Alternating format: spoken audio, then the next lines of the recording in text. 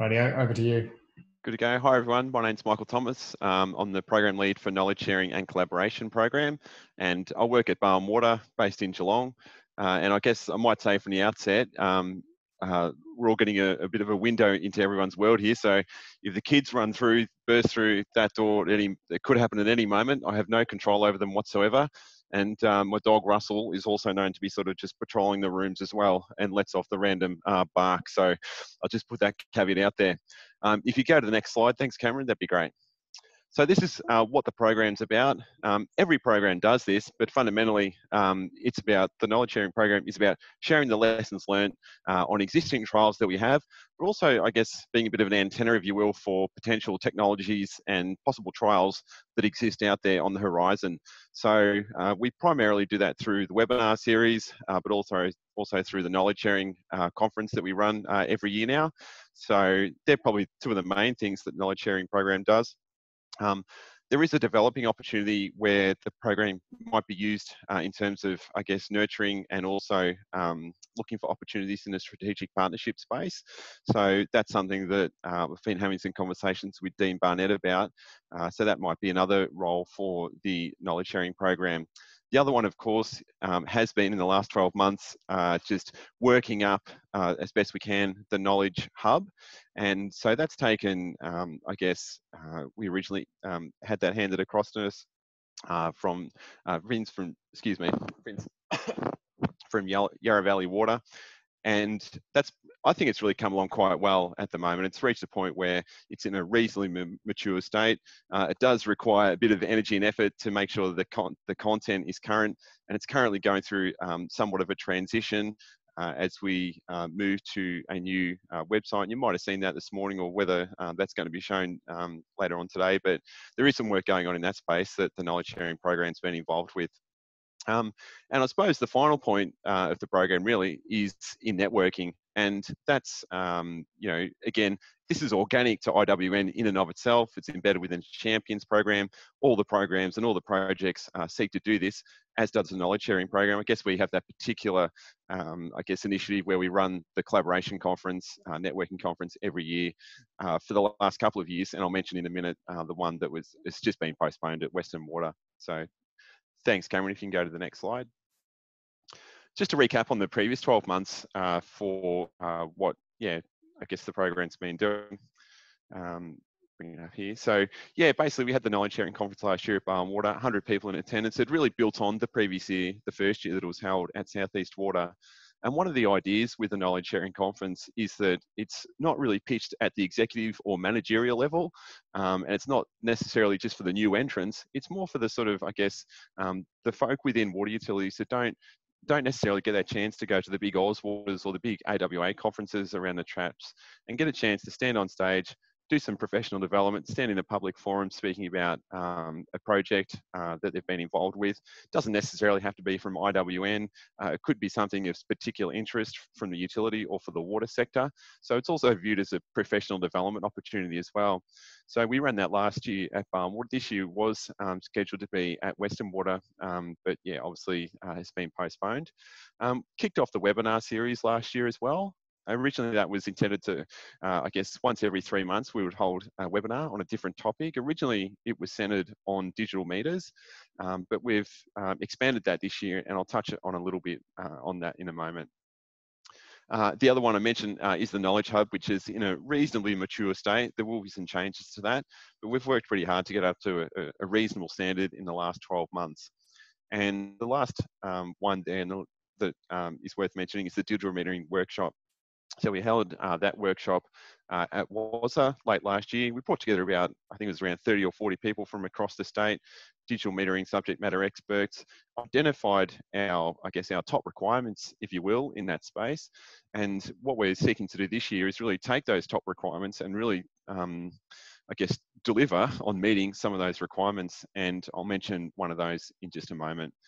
Also sort of, like anyone involved in IWN, in the knowledge sharing space, we see ourselves as a bit of an ideas incubator. So we're always pushing forward suggestions and ideas through this project, through this program. So we also, I suppose, or in my role, I've acted as a bit of a sponsor for some other initiatives through to both Dean and where required to the executive group as well.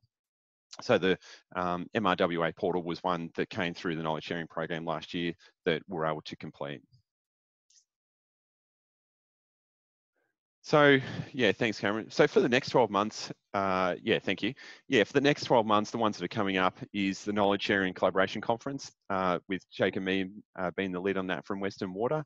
It has been postponed, and we're looking at online options to hold that. And I know Brock Tunnicliffe, the program lead for Edge Technologies, is looking at the best forum that we can do that. We haven't really landed on a date as yet, but I think if we can go to that online platform, I think that'll be something quite novel for that. It was a bit of a shame; it was all ready to go. Jacob received some really good submissions. He's got 15 in total. Yeah, it was basically all lined up, ready to go. So, but stay tuned for that one. It is going to happen at some stage this year, most likely in the online format. The webinar series, as I mentioned, has moved, I guess, from a 3-monthly basis now to a monthly basis. So we've got our third one coming up, which will be a presentation from Water Corp on their digital metering program. We've been fortunate enough this year to have machine learning from Vapor Technologies and also from Peak AI.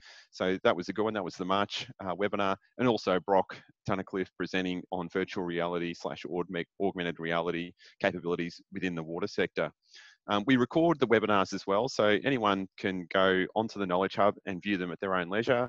And yeah, so I'd also, I guess, put a call out there for the champions or for also the program leads that if they've got any suggestions and ideas for webinars that they would like to see, let me know, and then happy to run with those.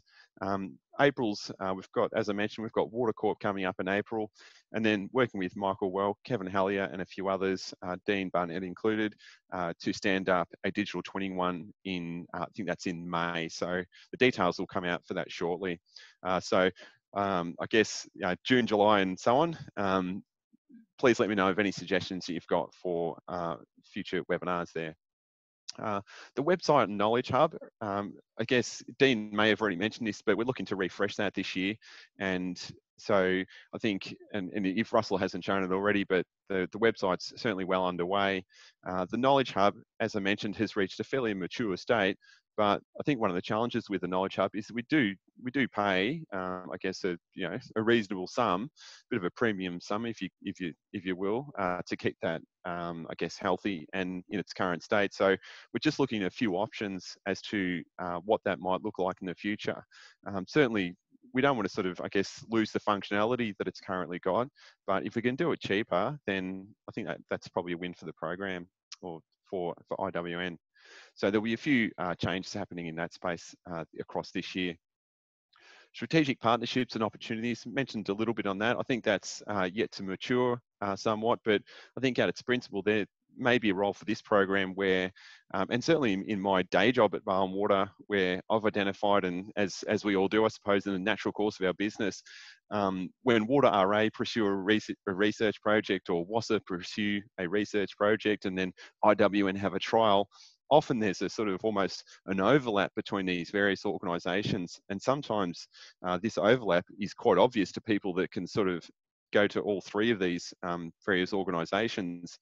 But I think what's important is that it shouldn't be sort of an ad hoc basis that these overlaps are identified. It needs to be structurally built into each of these respective organisations, so that I guess that identification can be done from the outset, rather than sort of once the projects get developed themselves. So yeah, there may be a role for the knowledge sharing program that's in that space in the future with IWN.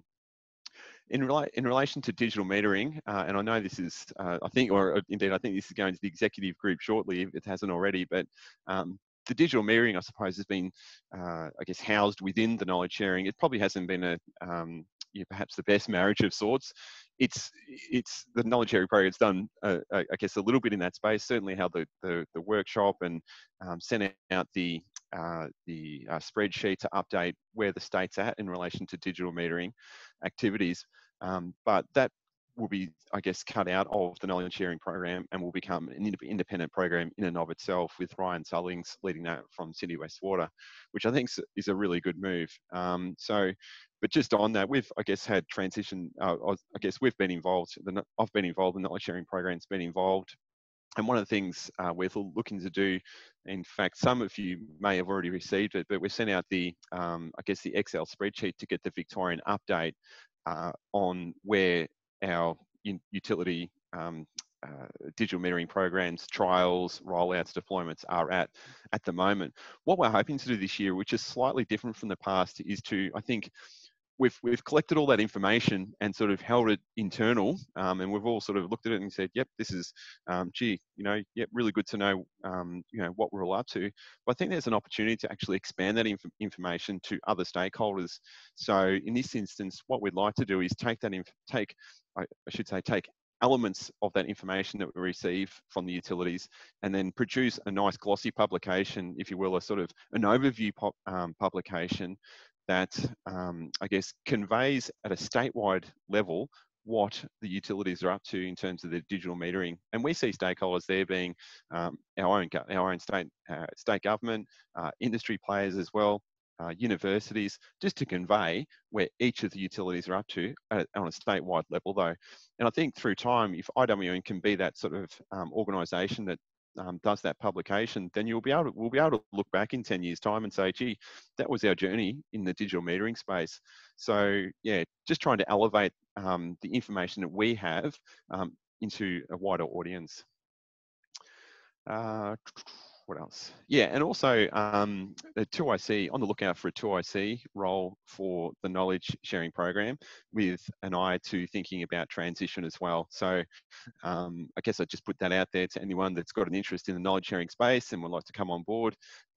Yeah, get in touch with me. But yeah, I think that will be something that I'd like to achieve this year.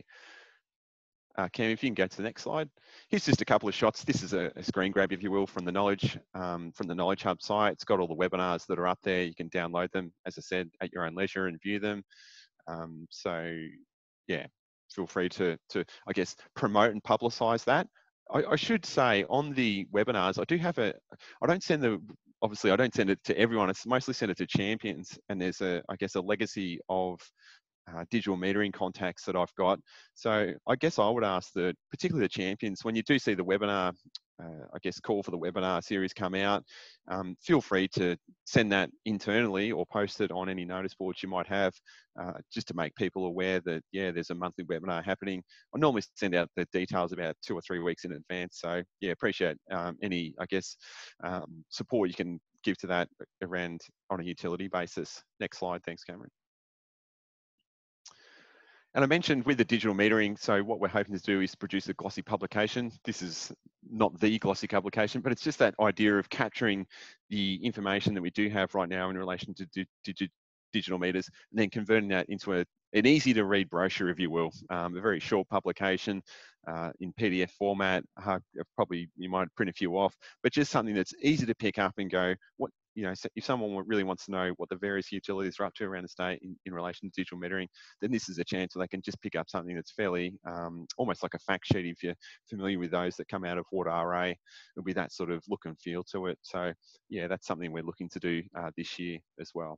So, and I think that's all the slides. Yeah. So yeah, happy to take any questions. Not a question, Michael, but just something in regards to webinars at One on Water. We just collectively book a large conference room and publicise it out to the organisation that it's going to be running live, and we put it up on the big screen, and those that want to come, and we run it in the boardroom actually. And the last one around CCTV footage was actually the boardroom was full, so imagine getting a bigger room.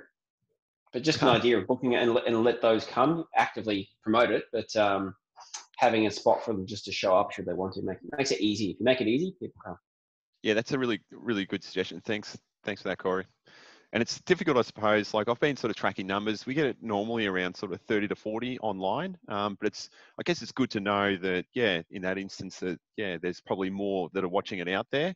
And I think it does vary by topic as well. And that's why I'm interested in, I guess, promoting trials and any technology that we can get our, really lay our hands on that's of interest for the water sector. So if anyone's got any suggestions, and I'd love to do some international ones this year as well. We've been trying to link in with Thames Water via Ryan Tullings, and that's a real possibility. But yeah, I'd welcome any ideas and suggestions that anyone's got. Thanks for that, Cora. Well, yeah, it's made our numbers watching it go from half a dozen to the last one was 20. And it's just slowly growing. The easier it is, the more people are seeing it, the more they're talking about it, the more it becomes a bit of a norm for people to show up for these things and have a look. So just an idea for others. Thank you. Cool. Thanks, Michael. Thanks, Cam.